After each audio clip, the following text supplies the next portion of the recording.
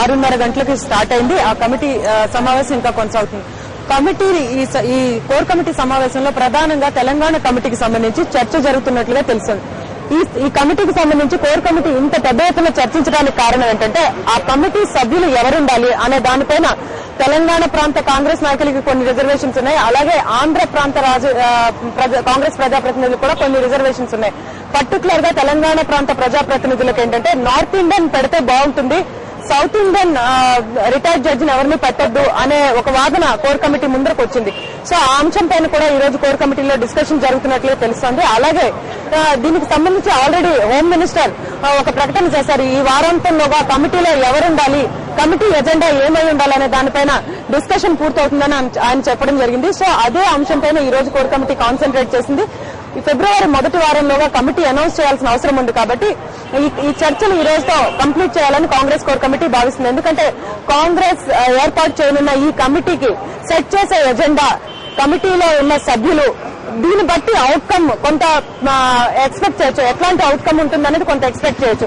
కమిటీకి ఇచ్చే ఎజెండా పైన అవుట్కమ్ డిపెండ్ అయి ఉంటుంది కాబట్టి 1-2 సార్లు కోర్ కమిటీలో దీనిపై చర్చ జరిపిన తర్వాతనే నిర్ణయం తీసుకోవాలని కాంగ్రెస్ పార్టీ అధినేత్రి భావించింది. ఎందుకంటే ఆంధ్రప్రదేశ్ లో జరుగుతున్న వ్యవహారాలపై ఆమెకు తీవ్రమైన అశాంతి ఉన్నది ప్రస్తుతం.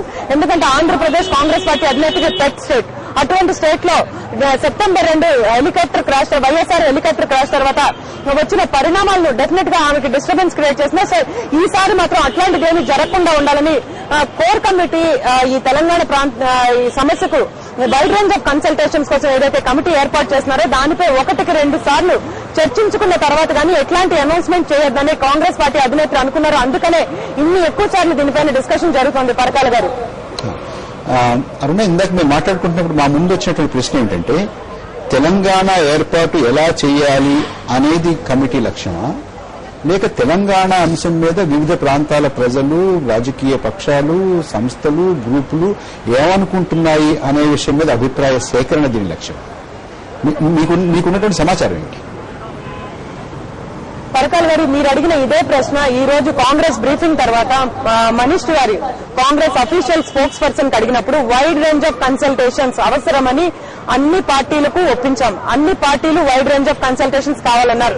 సో ఆ కన్సల్టేషన్స్ ప్రక్రియ, ఆ మెకానిజం, ఆ రోడ్ మ్యాప్ సెట్ చేయడం కోసం హోమ్ మినిస్టర్ ఒక కమిటీ ఏర్పాటు చేయడానికి ప్రయత్నిస్తున్నారని మనీష్ తివారీ అన్నారు. సో మనీష్ తివారీ చెప్పిన దాని ప్రకారం, కాంగ్రెస్ సోర్సెస్ చెప్తున్న దాని ప్రకారం విస్తృత చర్చల కోసం ఏర్పాటు చేయనున్నారు ఈ కమిటీని.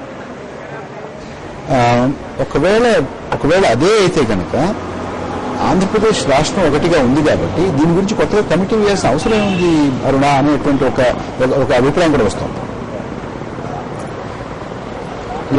తెలంగాణ ఏర్పాటు కోసమే ఈ కమిటీ ఏర్పాటు చేస్తున్నాం. తెలంగాణ ఏర్పాటులో ఆస్తుల పంపకాల కోసం ఈ కమిటీ వేస్తున్నామంటే డెఫినెట్ గా ఆంధ్ర ప్రాంతం నుంచి కొంత డిస్టర్బెన్స్ ఎదుర్కొనే అవకాశం ఉంది కాబట్టి wide range of consultations Telangana అంశానికి సంబంధించి డిసెంబర్ 9 తర్వాత ఏదైతే స్టేట్మెంట్ చేశారో ఆ స్టేట్మెంట్ తర్వాత పెద్ద ఎత్తున ఆంధ్ర ప్రాంతంలో ఎడ్యుకేషన్ స్టార్ట్ అయింది. దాని తర్వాత మళ్లీ డిసెంబర్ 23 మరో స్టేట్మెంట్ చేయాల్సి వచ్చింది.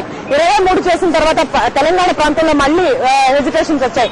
ఈ ఎడ్యుకేషన్స్ అన్నింటినీ అడ్రస్ చేయడానికి జనవరి 5న ఒక మీటింగ్ కాల్ఫర్ చేయడం జరిగింది. ఆ మీటింగ్ తర్వాత ఇంతవరకు అవుట్కమ్ రాలేదని జేఏసీ డెడ్ లైన్స్ కూడా పెట్టింది. ఆ డెడ్ లైన్స్ కు ఒక విధంగా చెప్పాలంటే కాంగ్రెస్ కొంత ప్రెషర్ కి లోనే ఒక అవుట్కమ్ జనవరి 28నే ఒక పాసింగ్ రిమార్క్ లాగా హోమ్ మినిస్టర్ ఒక స్టేట్మెంట్ చేశారు. సో జనవరి 5న జరిగిన సమావేశానికి కొనసాగింపుగానే ఈ కమిటీ ఉంటుంది. అంటే వైడ్ రేంజ్ ఆఫ్ కన్సల్టేషన్స్ గానే. అందువల్లనే ఇంతవరకు ఆంధ్ర ప్రాంతం నుంచి వచ్చిన నాయకులంతా కూడా కన్సల్టేషన్స్ కోసం ఈ కమిటీ కాబట్టి మాకు అభ్యంతరం లేదని అంటున్నారు. అదే తెలంగాణ ఏర్పాటులో ఆస్తుల పంపకాని కోసం ఈ కమిటీ అని కేంద్ర ప్రభుత్వం స్పష్టం చేస్తుంటే ఈ పార్టీకి ఆంధ్ర ప్రాంతంలో ఎడ్యుకేషన్ డెఫినెట్ గా స్టార్ట్ అయ్యి ఉండేది. పరకాల గారు, అరుణ, ఇంకొక ప్రశ్న చాలా క్లుప్తంగా ఒక చిన్న మాట. ఈ కమిటీ ఇగో ఇన్నాళ్లలోగా మీరు అందరినీ సంప్రదించి మాకు నివేదిక ఇవ్వండి అని అంటారా, లేకపోతే ఇగో కమిటీ వేసామన్నట్టు అంటారా? అంటే is there going to be a specific deadline or a specific some kind of a calendar for it? Parakala గారు, ఇప్పుడు ఈ కమిటీ ఏర్పాటు చేసిన తర్వాత కమిటీ పని స్టార్ట్ చేయడానికి అట్లీస్ట్ 2 నెలలు పడుతుంది. ఎందుకంటే ఆ కమిటీ ఏర్పాటు చేసిన తర్వాత దానికి ఒక ఆఫీస్ సెటప్ చేయాల్సి ఉంటుంది, దానికి సిబ్బంది సెటప్ చేయాల్సి ఉంటుంది. ఆ పర్టికులర్ ఆ కమిటీ చైర్మన్ ఎవరుంటారో ఆ చైర్మన్ కి వ్యక్తిగత స్టాఫ్ కొంత క్రియేట్ ఇవ్వాల్సి ఉంటుంది. సో ఈ ప్రాసెస్ అంతా అయ్యేటప్పటికి 2 నెలలు అవుతుంది. 2 నెలల తర్వాత కమిటీ సీరియస్ గా వర్క్ చేయడం స్టార్ట్ చేసింది. సో కాంగ్రెస్ హైకమాండ్ మీద ఇప్పటి వరకు ఉన్న ప్రెజర్ అయితే దీనికి ఒక నిర్దిష్ట కాల పరిమితి ఉండాలి అని అంటున్నారు. గతంలో కూడా లెబ్రహాన్ కమిటీని తీసుకున్నట్లయితే 1 year కాల పరిమితి పెట్టారు, కానీ అది 17 ఏళ్లు సాగింది. సో ఈ కాల పరిమితి అనే మాట ఎంతవరకు స్టాండ్ అవుతుంది అనేది కాలమే చెప్పాలి. ప్రభాకర్ గారు. అరుణ, ధన్యవాదాలమ్మా. అరవింద్ గారు, మీకేమనిపిస్తుంది? అంటే డెఫినెట్ గా వైడ్ రేంజ్ కన్సల్టెన్సీ అంటే మన అరుణ్ చెప్పిందే తీసుకోవాల్సిన అవసరం లేదు, అది ఒక సమాచారం. ఇంకోటి ఏంటంటే వాళ్ళు ఎంత ఇంటెలిజెన్సీగా, అంటే చిదంబర రహస్యం అన్నట్టు ఫస్ట్ స్టేట్మెంట్ తర్వాత ఏ స్టేట్మెంట్ వచ్చినా కాంగ్రెస్ పార్టీ ఇక్కడ అక్కడ ఆహ్వానిస్తా ఉన్నారు, ఇద్దరు సంతోషకరంగా స్వీకరిస్తా ఉన్నారు.